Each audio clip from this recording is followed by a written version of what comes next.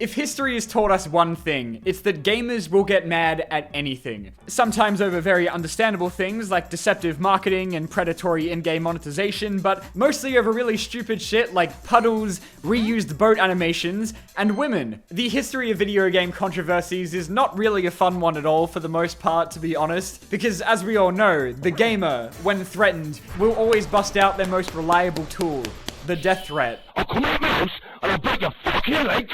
You little prick!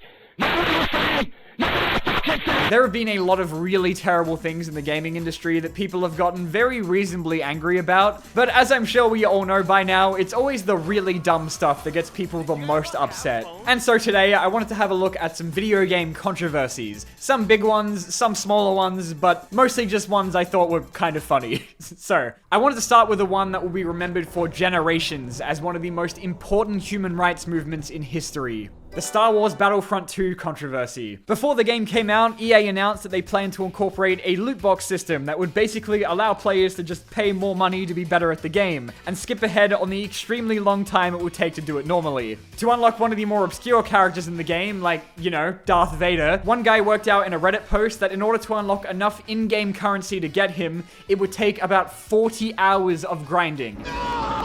Or you could just pay them like $80. This prompted EA's official community account to respond to the post with the now legendary comment, "The intent was to provide players with a sense of pride and accomplishment for unlocking different heroes," and a bunch of other stuff that nobody read because they were already too busy turning it into a copypasta. But you didn't just mess with any site, EA, you messed with Reddit, and hell hath no fury like Reddit scorn. This reply quickly became the most disliked comment in Reddit history with over 600,000 downvotes, and prompted an influx of hate posts and the same like 4 EA memes being posted in every single gaming subreddit, which they still to this day I think have not gotten sick of yet. EA's response to this, of course, was just to lower the cost of credits you needed. That wasn't the problem. I do think they removed microtransactions entirely on launch day, I guess out of fear of more banger Reddit memes, but Wikipedia says they still lost about $3 billion in stock value before the launch of the game because of the extreme negative reaction. So I think this may be one of the only times that getting really mad about something on social media has actually accomplished something. The uproar was so huge, in fact, that it even caught the attention of a few world governments who thought, wait a minute, these loot box things are kind of like gambling, eh? All except the UK, of course, who thought loot boxes were pretty sick, actually. I don't think anything was actually done about it, but I am sure they certainly thought about it for at least a couple minutes. Though I do think this is one of the major reasons you're now seeing games stealing your money with battle passes instead of loot box systems. Eventually, microtransactions did get added back into the game because of course they were, but at least in a very drastically different state to what they originally planned, so we did it, Reddit. Moving on from one of the greatest conflicts in human history to another, a gigantic mega corporation versus the guys who made Fortnite. Epic Games, who were clearly not satisfied with the measly $6 billion a year Fortnite makes, got tired of Google and Apple taking a 30% cut of all revenue from mobile versions of the game, and so introduced a direct debit option with a small discount where you could just send your money directly to Tim Sweeney's bank account, I guess. Obviously, this annoyed Apple quite a bit, who found it in violation of their store policy, and so removed Fortnite from the App Store entirely. Oh god, no! Now that the player base had obviously noticed, Epic Games struck back with an animation parodying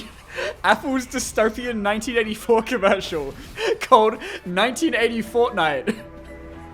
What the fuck? Which they screened in-game to rile up their 10-year-old fan base enough to band together and begin the hashtag Free Fortnite movement to try and pressure Apple into changing their minds. And this also brought about an entire market on eBay of people selling their used iPhones with Fortnite still installed. Don't delete Fortnite. You can't re-download it. Don't delete Fortnite. You can't don't delete. From there, the whole thing moved to court, and there's a whole novel's worth of info about it on Wikipedia if you want, but basically, Apple won in the end, and you still can't play Fortnite on the App Store, so well done to Epic Games for that one. Honestly, I'm not really sure who to side with here because I hate both of these companies, but can we all agree at least that the 1980 Fortnite thing was really funny? Bit of a smaller one for this next one, but it's so dumb that I just had to bring it up. An article written by game journalist James Davenport called "I Beat Sekiro's Final Boss with Cheats and I Feel Fine," where he wrote about how he used cheat codes to slow down the game and make it easier for himself, was clearly intended to rile up some people given the title, but I don't think he expected to unleash the wrath of a horde of angry FromSoft fans telling him to go and off himself because he wasn't playing the game properly, which all culminated with maybe one of the funniest tweets of all time. You cheated not only the game, but yourself. You didn't grow, you didn't improve. You took a shortcut and gained nothing. You experienced a hollow victory. Nothing was risked and nothing was gained.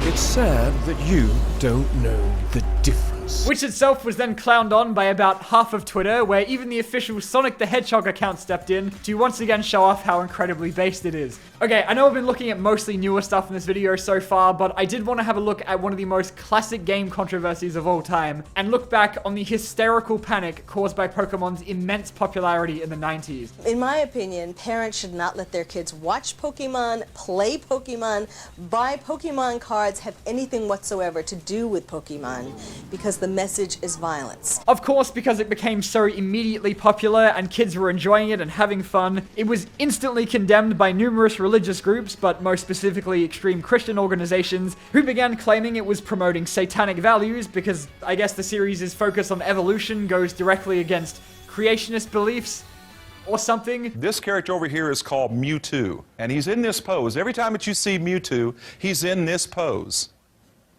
Now, he has 3 fingers. It means Hail Satan. I'm sure maybe you've come across a clip of the Pokemon Power video at some point. Pokemon world is a world of the demonic, of the satanic. But while you might not take it quite seriously, I assure you that demons take it quite seriously. Satan takes it quite seriously. It's a little harder to find examples nowadays of how prevalent it was, because a lot of it would have been on like local news stations and newspapers and stuff, but it got so bad that even the Vatican had to step in the early 2000s and be like, hey, this Pokemon shit's kinda dope.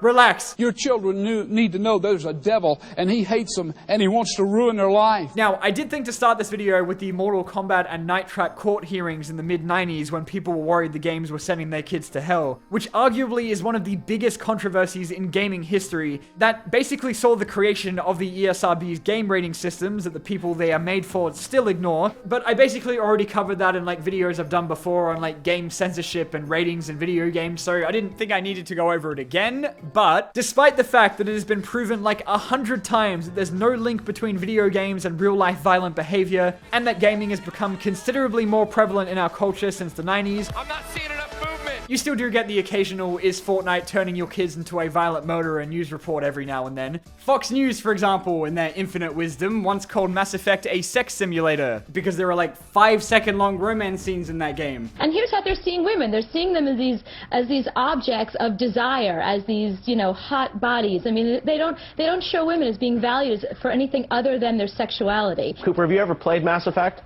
No. It's really hard to know what was actually a big deal at the time because these news stories always make these things out to be like the end of the world. Plenty of what's known here as hentai games. But history repeated itself in 2016 when Pokemon Go first came out, and it cannot be understated how huge this game was when it came out. Pokemon go to the polls. With a game this big, it was inevitable that they would have some absolute dumbasses playing it, like the people that kept congregating in extremely dangerous places like near railway tracks and roads, or even police stations often enough that it forced authorities across the world to issue statements with very crucial information such as, "do not run into trees," which obviously in turn caused the media to start warning everybody that this game was going to kill your children. St. Pete right now. Got a Pokemon?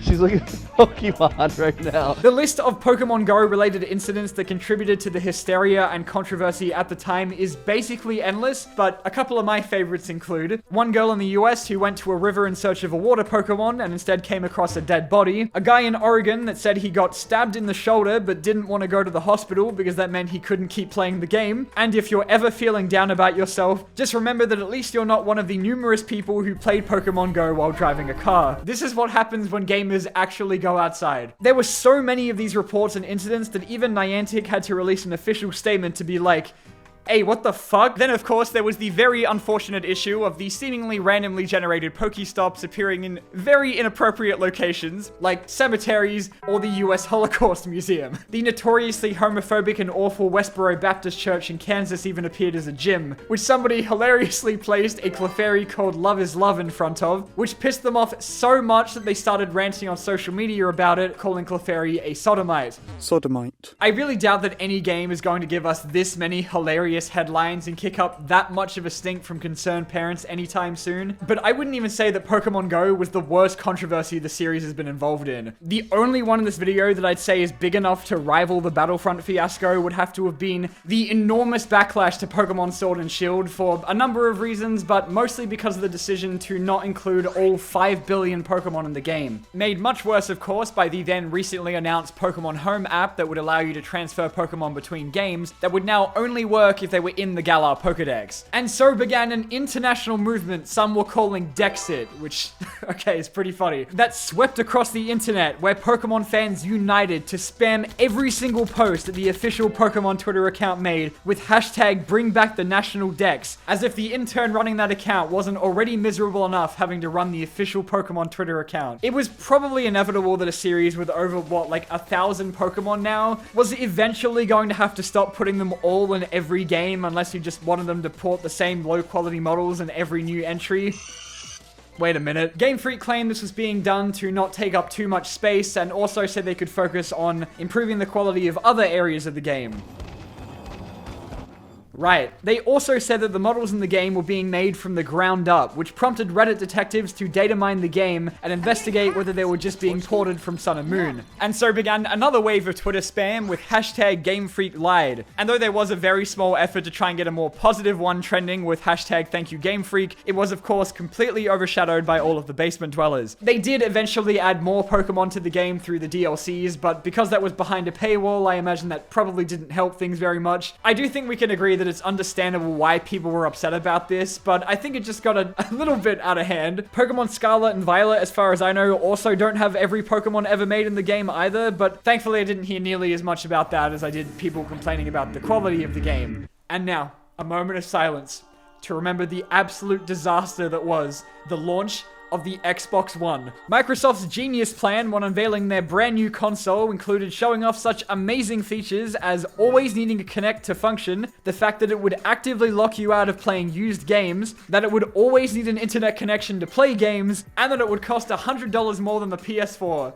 Sweet. Fortunately, we have a product for people who aren't able to get some form of connectivity. It's called Xbox 360. Right. So stick with 360, that's your message if you don't as is the pattern by now in this video, this caused such a big stink online that Microsoft quickly changed their mind only a couple weeks later and reversed most of these decisions and most importantly got rid of the damn Kinect. But regardless, they will never be able to undo the damage from getting savaged by Sony's response. This is how you share your games on PS4.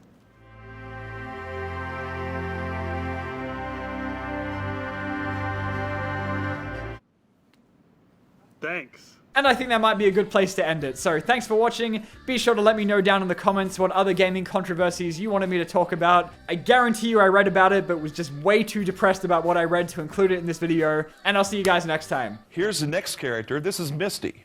She's headstrong and stubborn, constantly arguing with Ash. Typical woman. God forgive me. All right.